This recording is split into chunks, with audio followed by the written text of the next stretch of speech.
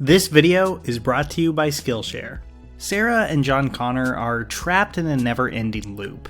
In Terminator 2, the pair successfully stop Judgment Day, this catastrophic event that's lingered over John's entire life and driven Sarah to a mental institution.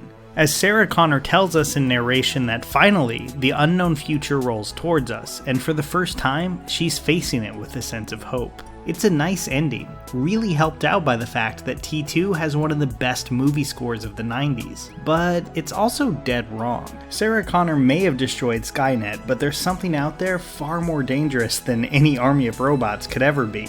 The needs of an almost completely franchise-driven film industry. Sarah and John can never truly be free of the Terminators, just like John Rambo can't retire to the quiet life he's always wanted. These franchises demand that its stars be put through the ringer again, running through different versions of very familiar scenarios until eventually audiences lose interest. And sadly, I think that's exactly what happened to Terminator Dark Fate. Here's the thing. I don't think Dark Fate is a bad movie, and it's really far from the worst Terminator to come out since T2.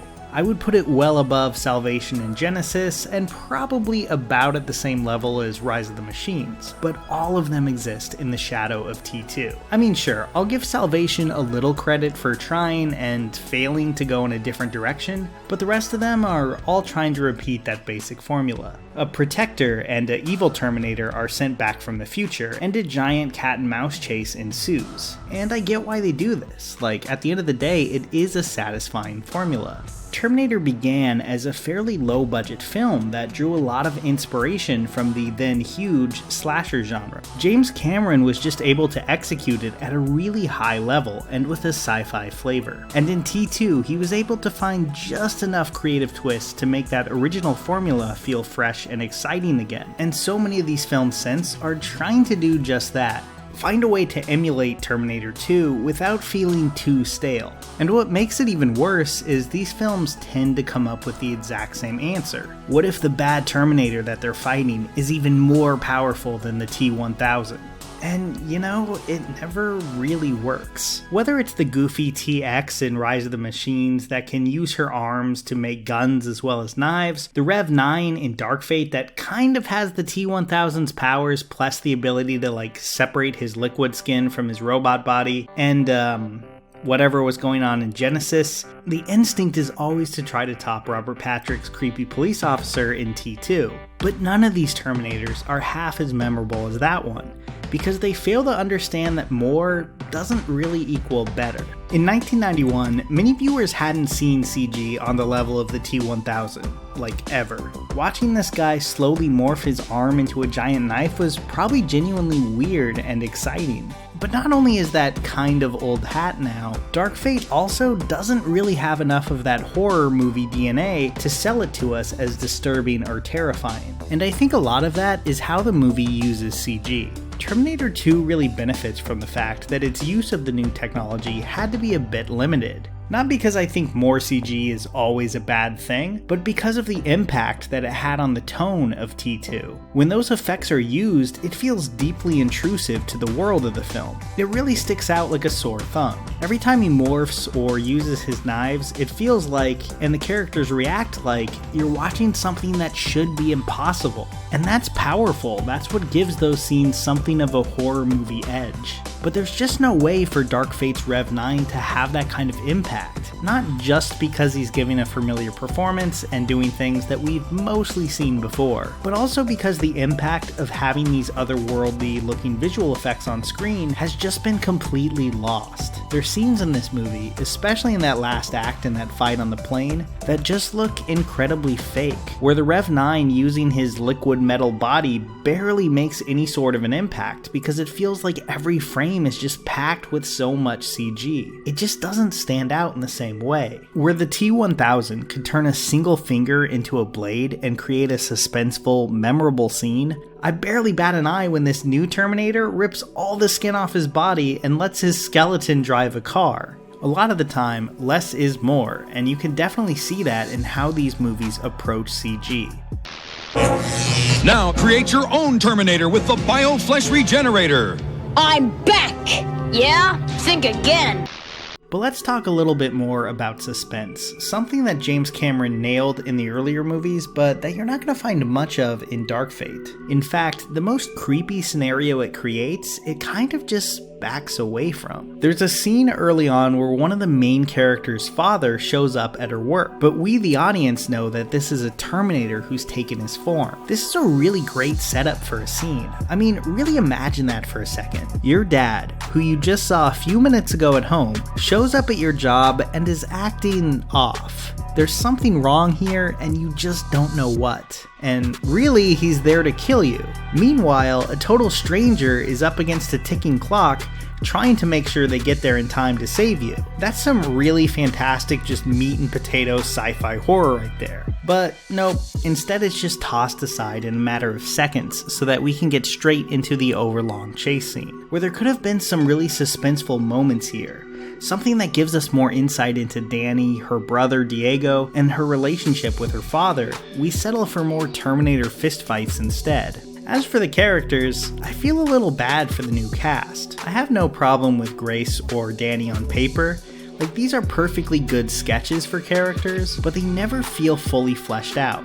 And the older cast, Linda Hamilton and of course Arnold Schwarzenegger, really steal the movie right out from under them. I don't even think it's these actors' fault. Grace is pretty bland. She feels like a generic soldier in an open world RPG. She's determined, competent, and focused. They inject her with a little personality here and there, especially when she's arguing with Sarah, but overall this doesn't really feel like a fleshed out person. I don't think it would have taken that much to make her just a little bit more interesting, or at least more fun to watch. I've always liked the small moments in Terminator 1 where Kyle Reese is just really in awe of the world of the past, and I think they could have tapped into that here. Grace is someone who spent the majority of her life in a wasteland. She came of age having to fight and scrap to get by, but we don't really get that sense much. I would have loved if they had gone in a more charming dirtbag direction with her. Like, she has a hard time adjusting to the past and comes off as kind of a weird and gross person to people in 2019. I mean, it makes sense that someone who lives in a post-apocalyptic future probably doesn't have to bother with hygiene or politeness all too much. I'm not saying this is the exact correct thing to do with Grace, but I do think that adding some more character traits like that could have gone a long way to making her a much more memorable presence on screen. And Danny, I don't know. I feel bad for Natalie Reyes because this is a pretty thankless role. Like, you need to believe in basically just one scene set in the future that this person could unite humanity against almost certain doom. And that's tough. Terminator and T2 got around this really well. Like, we got small glimpses at John in the future. This dude with a cool scar and like weirdly robotic head gestures, but that's really it. I don't think future John even speaks. We can kind of project onto him any type of genius leadership we want. And Edward Furlong's John doesn't really have to live up to any of that yet because he's just a kid.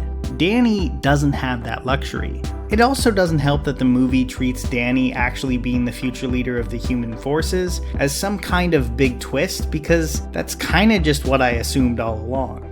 But it's with Sarah Connor and the T-800, now named Carl, that this movie really shines. I think early on they really give Sarah one too many very hammy lines, but once they get to Carl's cabin, things really turn around. Her reaction to seeing the Terminator who killed her son again is one of the few really human moments in the film, and I think it's played really well. I love the scene where she explains that she was always terrified of keeping pictures of John when she was alive, sure that it would just give Skynet an advantage. But now that he's dead, she's forgetting what his face even looked like. That's the kind of thing that I really wanted more of from this movie. And it's what genre and sci-fi stories I think can really do at their best. Take these massive, larger-than-life situations and stakes and find something that feels real and devastating in them. But with giant franchise blockbusters like this, those are often few and far between. Oh, and of course, I have to talk about Arnie himself. I really loved his performance here a lot more than Genesis. Schwarzenegger was never a great actor, but he was always the perfect Terminator.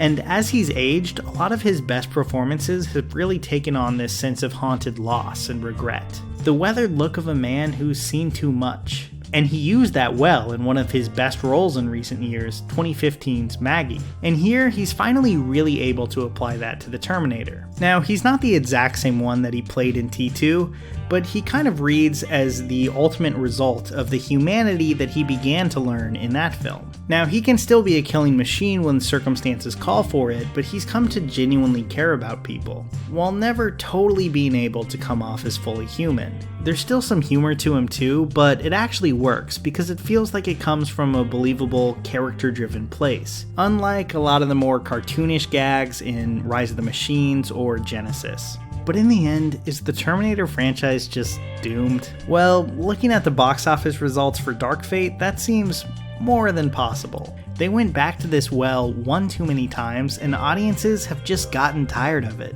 And the sad thing is, I think they actually had a great sequel to Terminator 2 already, and one that I haven't touched on yet. Terminator: The Sarah Connor Chronicles, which ran for 2 seasons on Fox from 2008 to 2009. Starring Lena Headey from Game of Thrones and Summer Glau from Firefly, this show kind of turned out to be everything the other T2 sequels weren't. The show began being more or less what you would expect, a Terminator hunting the Connors on a TV budget. But it soon grew into something much more interesting than that. Yeah, every T2 sequel kind of negates Sarah Connor's claim that there's no fate but what we make for ourselves, but this show was the only one of those continuations that actually seemed to care about what that meant, as John, Sarah, and their new Terminator Cameron had to deal with the idea that maybe they are trapped in this cycle where they don't have any control over their lives. And as season 2 goes on, things get even stranger. Like, if action is what you're looking for, it could be just downright slow at times, but it was always in service of some really cerebral sci-fi storytelling that was more engaged with questions about the concept of artificial intelligence than the franchise had ever been before. And to top it all off, it easily had the best evil Terminator since T2, thanks to Garrett Dillahunt. The limited budget meant that they leaned more on suspense and had to get creative with the way that they shot action. Like this memorable scene where the camera is at the bottom of a pool and it's all set to a Johnny Cash song. And you know, if the show isn't your thing, you always have some great comics written by Zach Whedon that came out in 2011. So even less than 10 years ago, there was still some real life left in this franchise, if you were just willing to look outside the predictable constraints of blockbuster filmmaking. So maybe the Terminator movies being doomed isn't such a bad thing, because there's always a chance that they could find another great second life in another medium. But you know, I am still really mad about the Sarah Connor Chronicles ending on a cliffhanger.